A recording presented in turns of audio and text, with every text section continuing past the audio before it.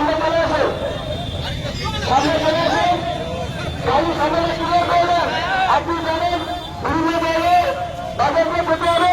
এই মুহূর্তে ব্যাহত অঞ্চল হাতিশালাতে নওশাদ সিদ্দিকীকে গাড়ি সামনে ক্লিয়ার করবেন। ছবি দেখানো আর আপনি বাজার মহল ভিডিও করবেন। ব্যাহত অঞ্চল হাতিশালা এই সময় অনুরোধ করবো একটু যদি খালি করে দেওয়া যায় কিছুটা।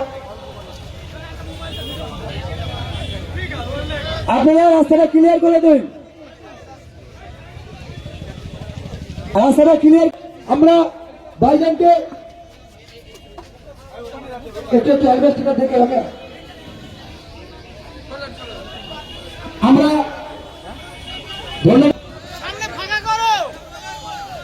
ধন্যবাদ বায়তা 2 নম্বর অঞ্চল কমিটি, যাদের উদ্যোগে আজকে এখানে পতাকা উত্তোলনের আয়োজন করা হয়েছে। বসুন না, বসার জায়গা আছে, বসুন, আমি যাচ্ছি, বসুন।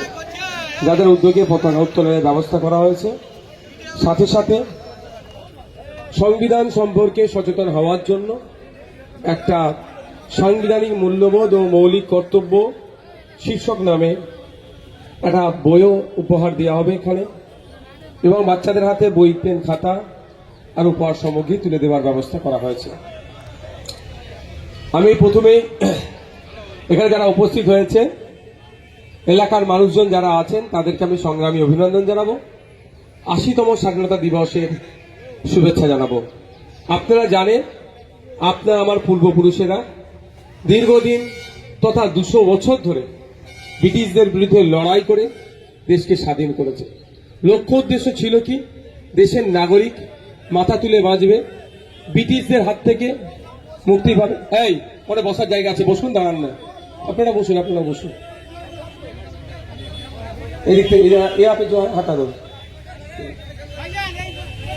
ভাই, আমার আপনাদের এখান থেকে সরে যেতে হবে, অনেক জায়গা আছে ওখানে, অনেক জায়গা আছে। তাদের লক্ষ্য উদ্দেশ্যটা কি? ব্রিটিশদের শোষণের হাত থেকে দেশের নাগরিককে মুক্ত করার লক্ষ্য ছিল। তাই জাত, ধর্ম, বর্ণ নির্বিশেষে লাখো লাখো কোটি কোটি স্বাধীনতা সংগ্রামীরা জীবনকে উৎসর্গ করেছেন। আর বয়সের কোনো তারতম্য ছিল না। যেমন 18 বছর, 19 বছরের যুবকরা, 25 বছর, 30 বছরের যুবকরা জীবন উৎসর্গ করেছে। যেমন আপনি যদি দেখেন আশফাকুল্লাহ খান, শহীদ বিরসা মুন্ডা, শহীদ ক্ষুদিরাম বোস, পৃথ্বীলতা ওয়াদ্দেদার থেকে শুরু করে এদের 30 বছর পার হয়নি। আবার যদি দেখেন বার্ধক্যে যারা উপনীত হয়েছিল, আপনি মাতঙ্গিনী হাজরা দেশের জন্য জীবন দিয়েছে। তাই বিভিন্ন সমাজের, বিভিন্ন স্তরের, বিভিন্ন বয়সের স্বাধীনতা সংগ্রামীদের তারা আত্মত্যাগ, আত্মবলিদানের ফলে আমরা স্বাধীন দেশ পেয়েছি। কিন্তু এখন আমরা এসে আজকে 80 বছর উদযাপনে, আমরা 80তম উদযাপনে কি দেখছি? যে সংবিধানের বিভিন্ন ধারাকে পরিবর্তন করার চেষ্টা চলছে। কি দেখছি? দলিত হওয়ার অপরাধে পিটিয়ে মেরে দিচ্ছে। কি দেখছি? মুসলিম হওয়ার অপরাধে পিটিয়ে মারছে। কি দেখছি? আদিবাসীদের জমি জঙ্গলের অধিকার কেড়ে নিচ্ছে, ওবিসি সার্টিফিকেট কেড়ে নিচ্ছে, দলিতের অস্তিত্বকে বিপন্ন করছে। আজকে আমাদের নতুন করে ভাবতে হবে, আমাদের পূর্বপুরুষ বীরদের লড়াইকে আবার এগিয়ে নিয়ে যেতে হবে। আমাদের এগিয়ে আসতে হবে কাঁধে কাঁধ মিলিয়ে, জাত, ধর্ম, বর্ণের ঊর্ধ্বে গিয়ে যে দেশকে রক্ষা করব, সংবিধানকে রক্ষা করব। সর্বোপরি আজকে ভোটাধিকারদের যে অবস্থা হচ্ছে, 27 লক্ষ ভোটাররা যে জায়গায় আছে, যে দুশ্চিন্তার মধ্যে আছে, সেই দুশ্চিন্তা মুক্ত করার জন্য আপনাকে আমাকে এগিয়ে আসতে হবে। আপনারা জানেন, আমি বারবার বলেছি নয়, স্বরাজ্যের মানুষ বলে ভাঙর পথ দেখায়। হ্যাঁ, সত্যি ভাঙর পথ দেখায়। যখন আমাদের দেশ নায়ক, স্বাধীনতা সংগ্রামের উজ্জ্বল নক্ষত্র, প্রথম সারির যে সমস্ত স্বাধীনতা সংগ্রামীরা আছে, যাদের নাম নেওয়ার সাথে সাথে নেতাজি সুভাষচন্দ্র বোসের নাম না নিলে স্বাধীনতা সংগ্রাম অসম্পূর্ণ থেকে যাবে, সেই সুভাষচন্দ্র বসু সম্পর্কে কিভাবে কুৎসিত মন্তব্য করছিল। প্রশাসন শীত ঘুমে ঘুমাচ্ছিল, রাজ্য সরকার শীত ঘুমে ঘুমাচ্ছিল। যখনই ভাঙড়ের ভোটে আপনারা আমাকে জিতিয়ে বিধানসভার মধ্যে পাঠিয়েছেন, যেই নিন্দা বস্তা মানলাম, তখন প্রশাসন, রাজ্য সরকার নড়ে চড়ে বসতে বাধ্য হলো। আমরা এই মঞ্চ থেকে আবেদন করব রাজ্য সরকারের কাছে, নেতাজি সুভাষচন্দ্র বোসকে নিয়ে যারা কুমন্তব্য করেছে, একটাও না ছাড় পায়। সে রাজ্যসভার এমপি হতে পারে, আর কোন একজন সাধারণ নাগরিক হতে পারে। এমন দৃষ্টান্তমূলক শাস্তির ব্যবস্থা করবে রাজ্য সরকার, আগামী দিনে আমাদের কোন স্বাধীনতা সংগ্রামী সম্পর্কে বাজে মন্তব্য করার আগে ভাববে, এটা আমরা আশা করব।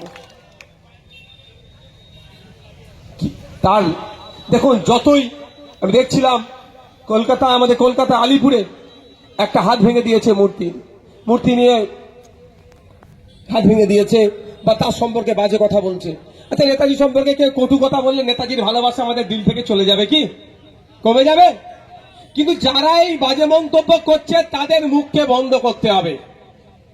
এটা দায়িত্ব কার? সরকার পক্ষে। সরকারের কাছে আমি আশা করবো দৃষ্টান্তমূলক শাস্তির ব্যবস্থা করুন। আজকে এখানে দাঁড়িয়ে আমি বক্তব্য দীর্ঘায়িত করবো না, অলরেডি আমি লেটেই চলছি, মানে সব জায়গায় একটু একটু করে দেরি হতে হতে এই অবস্থা হয়ে যাচ্ছে। আমি আপনাদের একটা অনুরোধ করব, আমরা ফান্ডামেন্টাল রাইটস এর কথা বলি, মৌলিক অধিকারের কথা বারবার চিৎকার করি। আমার মৌলিক অধিকার এটা এটা এটা আমি পাবো, তাই না? আমি ক্ষুধার্ত, আমাকে খাদ্য দাও, আমার মাথার উপর ছাদ নাই, ছাদের ব্যবস্থা করো, স্কুলে যাব, পড়ার ব্যবস্থা করো, এই কথা বারবার বলি তো আমরা। কিন্তু দেশের প্রতিও তো আমাদেরকে দিতে হবে কিছু। দেশ আমাদের কাছ থেকে কি চাইছে? ফান্ডামেন্টাল ডিউটি চাইছে।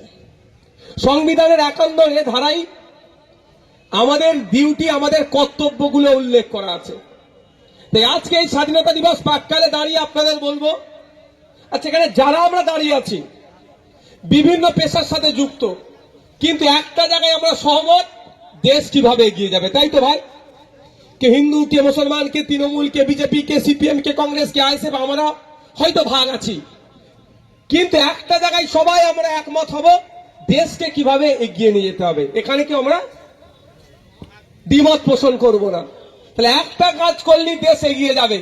আমি আপনি যদি দায়িত্বশীল হই, আমি আপনি যদি কর্তব্য পরায়ণ হয়, আমি আপনি যদি দায়িত্বশীল নাগরিক হতে পারি, তাহলে দেশ একদিন পৃথিবীর শ্রেষ্ঠ আসনে উপনীত হবে, পৃথিবীকে পরিচালনা করবে আমার ভারতবর্ষ।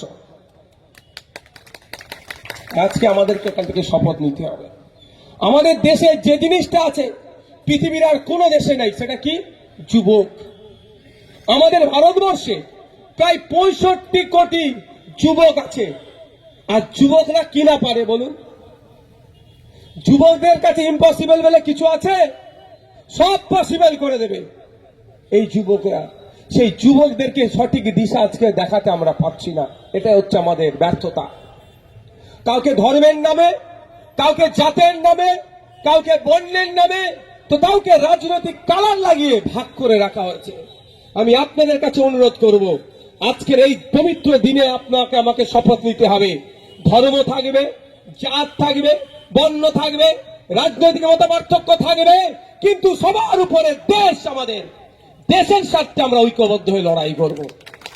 কাউকে ধর্ম ছাড়তে বলছি না, কাউকে রাজনীতি ছাড়তে বলছি না।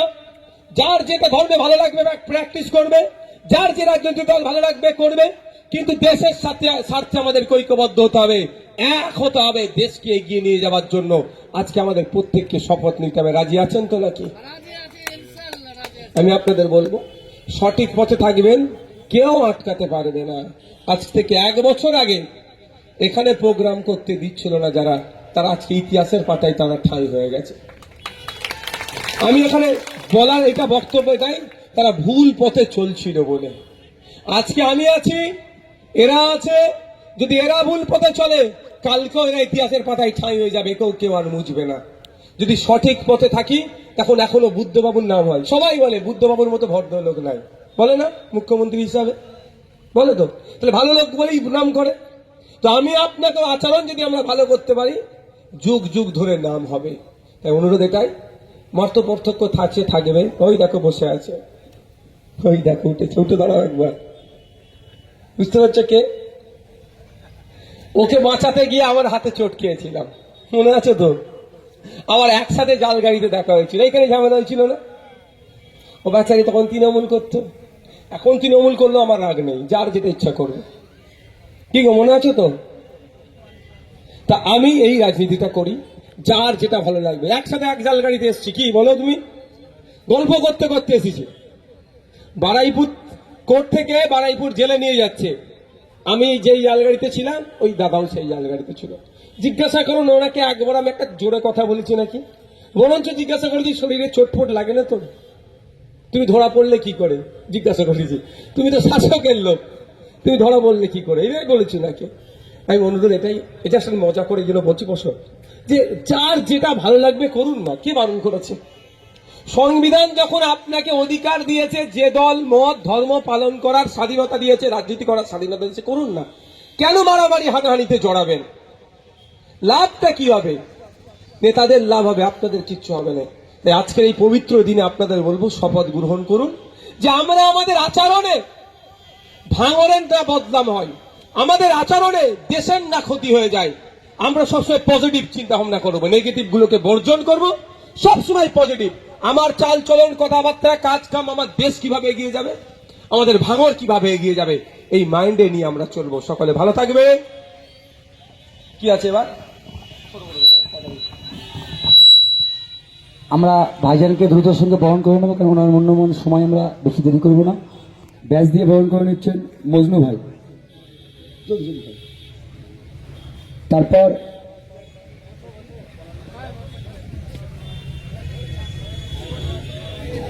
উত্তরী দিয়ে বরণ করে নেবেন দুজন, হাজি ইলিয়াস বাবু আর জালাল মোল্লা, দুজন মিলে উত্তর দিয়ে বরণ করে নেবেন। এবং ফুলের তোড়া দিয়ে বরণ করে নেবেন নজরুল ভাই আর হান্নান বাবু, দীর্ঘদিনের আমাদের জেলে একসঙ্গে সাথী। তিনজন মিলে দাও, তিনজন মিলে দাও, তিনজন মিলে দাও, জোরে হাততালি। এবং আমরা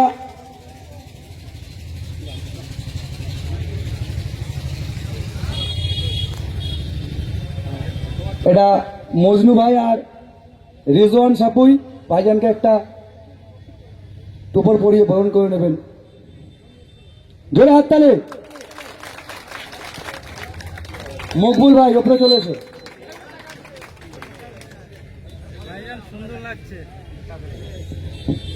এখনই ভাইজানকে ছেড়ে দেবো। একটা দুটো কথা জাস্ট বলবো আমি। আমাদের ব্যবতা 2 নম্বর অঞ্চলের আমাদের কর্তৃপক্ষ অকিয়াবুল মিদ্দে ভাইজানকে সংবিধান ও ডায়েরি দিয়ে বরণ করে নিচ্ছে। মোস্তফা ভাই ডায়েরিটা দিয়ে ভাইজানকে বরণ করছে।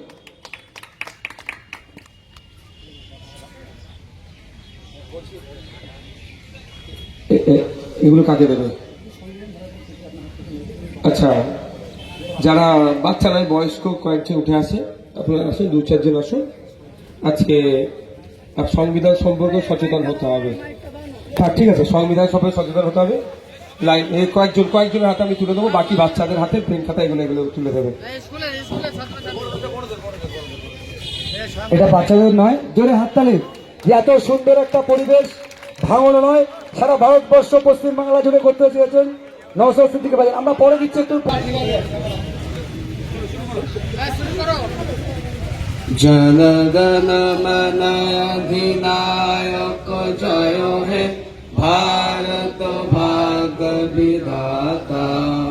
पंजाब सिंध गुजरात मराठा दाबिर उत्कल बंग बिंदु हिमाचल যমুনা गंगा उच्चल जलधित रंग तब शुभ नामे जागे तब शुभ आशीष मागे गाहे तब जय गाथा जनगण मन अधिनायक जय हे भारत भाग्य विधाता जय हे